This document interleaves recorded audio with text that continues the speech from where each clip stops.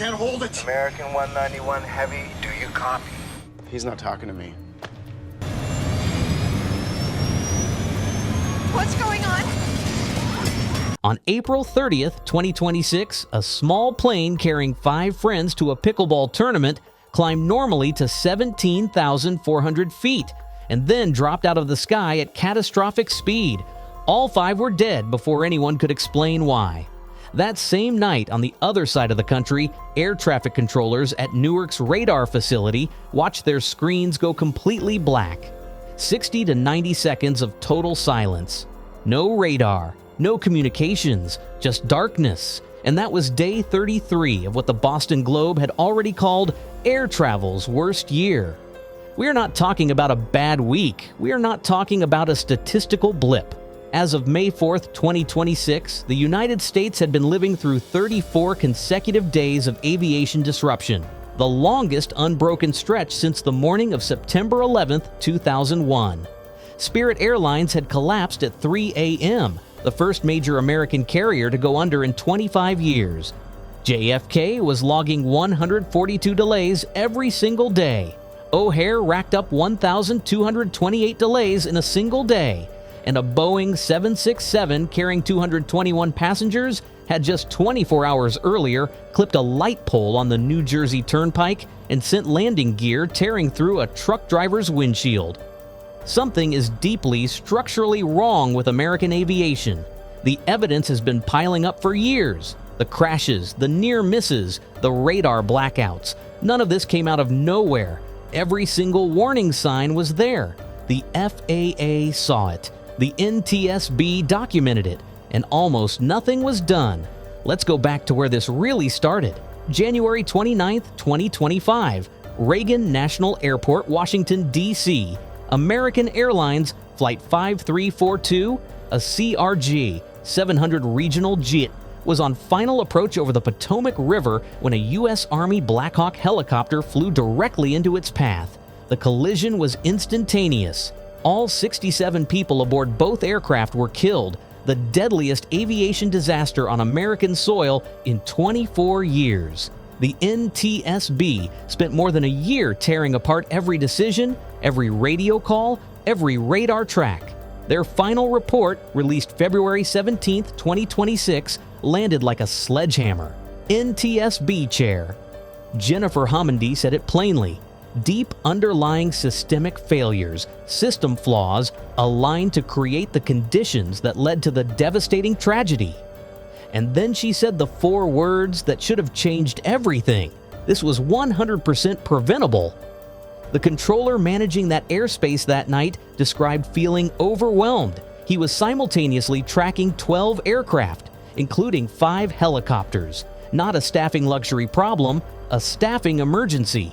And here is what makes it even harder to stomach. The FAA had already collected more than 80 serious close call reports involving helicopters and passenger aircraft in the airspace around Reagan National. 80. Homendy confirmed the NTSB was the first agency to actually draw attention to those conflicts. The FAA had the data. The FRA did nothing. That is the thread running through everything that followed. January 25th, 2026, Bangor, Maine. A Bombardier Challenger 6. 50 private jet goes down during takeoff in a snowstorm. All 6 people aboard are killed. The crew had exceeded the holdover time for their anti-ice treatment, meaning the protection was gone before they ever left the ground. The plane caught fire on impact. 6 more people gone. March 22nd, 2026, LaGuardia Airport, New York City.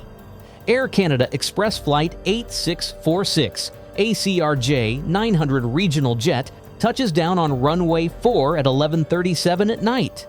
Waiting on that same runway is an airport fire truck, an Oshkosh ARFF vehicle that a controller had cleared to cross, while the CRJ 900 was a quarter mile out and only 130 feet off the ground. The jet hits the truck. Captain Antoine Forrest, 30 years old, and First Officer Mackenzie Gunther, both killed.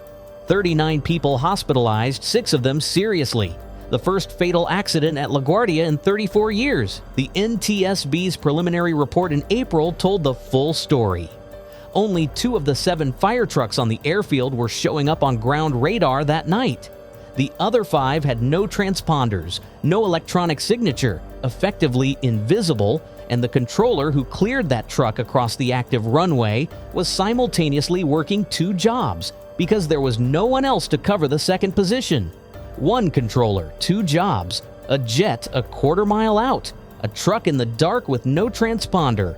April 18, 2026, Jupiter, Florida, a Piper P.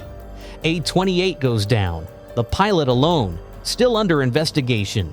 April 19, 2026, Wesley Chapel, Florida, a Cessna 401B, piloted by 59-year-old Michael Bailey, develops a critical problem in the air. Instead of letting the plane fall on homes below, Bailey steers it away from the neighborhood as he dies. Investigators found he held course long enough to steer clear of populated areas. People in Wesley Chapel are calling him a hero. They are right. April 25, 2026, Crystal Airport, Minnesota. A Beechcraft Bonanza is preparing for takeoff when witnesses report the engine cutting in and out. The plane lifts off and immediately goes down, striking Southbrook Park. 2 people were killed: North Dakota State Representative Liz Conmee, a Democrat, and Dr. Joseph Cass, a retired Mayo Clinic surgeon. Cutting in and out.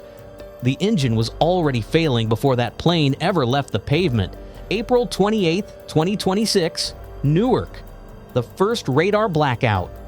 Controllers at Philadelphia TRACON, Area C, which manages Newark's airspace, lost everything. Radar screens went dark. Radio communications went silent. For 60 to 90 seconds, controllers handling one of the busiest airspace corridors in the country had no eyes and no voice. When it came back, multiple controllers filed for 45-day stress leave. You cannot blame them. Newark's on-time departure rate, which had been sitting at 80%, dropped to 63% almost overnight. Daily cancellations jumped from 4 to 39. April 30th, 2026, Wimberley, Texas. The plane carrying 5 people to a pickleball tournament. Pilot Justin Appling and 4 passengers: Hayden Dillard, Seren Wilson, Brooke Skypola, and Stacy Hedrick. The Cessna 421C climbed normally to 17,400 feet and then plunged at high speed. The NTSB is still investigating. 5 names, 5 families, a pickleball tournament no one ever made it to. That same day, April 30th, Airbus formally notified the FAA that it could not meet the July 31st deadline for installing secondary cockpit barriers on its A220 aircraft. These barriers are a post-9/11 safety mandate designed to stop an unauthorized person from entering the cockpit while the door is briefly open. JetBlue filed a petition for a 1-year extension. Right now, A220s operated by American carriers are flying without a safety feature ordered after the worst terrorist attack in American history. Flying without it. Today, May 2nd, 2026, Spirit Airlines, 3 a.m. Eastern Time. The airline stops operations entirely. 17,000 jobs gone. Fort Lauderdale Hollywood International collapsed into 3 days of chaos. Stranded passengers? No clear answers. Spirit had been struggling for years, but the aviation crisis accelerated the end. The first major U.S. carrier to shut down in 25 years, and it happened in the middle of the worst aviation period since 9/11. May 3rd, 2026, Newark, United Airlines Flight 169, a Boeing 767, carrying 221 passengers and 10 crew, is on approach from Venice when the aircraft clips a light pole on the New Jersey Turnpike. The landing gear comes down hard enough to tear through the windshield of a tractor trailer. Truck driver Warren Boardley is hit by glass shards as the gear punches through above him. The plane lands safely. The NTSB opens an accident investigation. 231 people on board, plus a truck driver on the highway below. That is how close the margin has gotten. May 9th, 2026, Newark. The third radar blackout in 2 weeks, 3:55 in the morning. A controller's recorded voice to a FedEx crew becomes the quote that captures the entire crisis. We just went dark. Tell your company to put pressure on to get this fixed. FAA Administrator Michael Whitaker ordered 3,000 new certified controllers hired by September 30th, 2026. Ambitious target. Also, probably not achievable because the training pipeline that produces certified controllers takes years, not months. You cannot order 3,000 controllers the way you order supplies. Each one has to clear a process that washes out 98% of applicants. The $12.5 billion ATC modernization plan that was announced, completion date is 2028. Not this year, not next year, 2028, which means the copper wire and the 1980s radar and the screens that go dark in the middle of the night are the system we fly on right now. The gap between what officials are announcing and what is actually changing is real, and it is wide, and people are dying in it. 150 plus U.S. airports were flagged as runway safety hotspots in the FAA's own March 2026 report.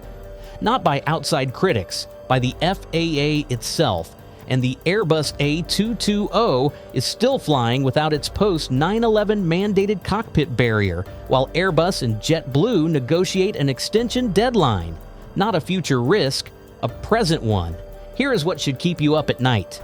Everything that happened from January 2025 through May 2026, the DCA collision, the LaGuardia crash, the Newark blackouts, the Wimberley 5, all of it happened inside a system that the FAA's own data had already flagged as failing. 80-plus close call reports at Reagan before the crash, runway incursions nearly tripling over 6 years, a 65% spike in ATC lapses. The warning lights were not subtle, they were flashing. Jennifer Homendy said it. The FAA had the reports. The NTSB was the first to draw attention to the conflicts. The agency responsible for keeping you safe when you board a plane knew what was coming and did not stop it. So here is the question I want you to sit with. We are past day 34. May is not improving.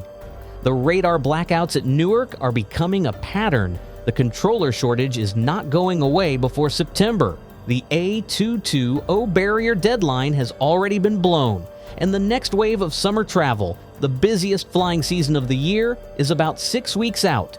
Would you get on a plane right now? Tell me in the comments. I'm genuinely asking because I've seen people say yes without blinking, and I've seen others say they're driving to the beach this summer. I want to know where you stand. If this video laid out something you didn't know before, share it. Send it to someone who has a flight booked.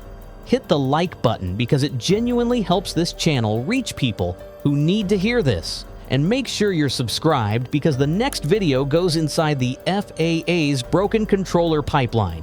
The reason only 2% of applicants ever make it, who is actually to blame for that number, and whether the agency can fix it before summer turns catastrophic. The screens at Newark went dark 3 times in 2 weeks. The question is not whether the system is under strain, the question is what breaks next, and whether anyone in charge will act before it does.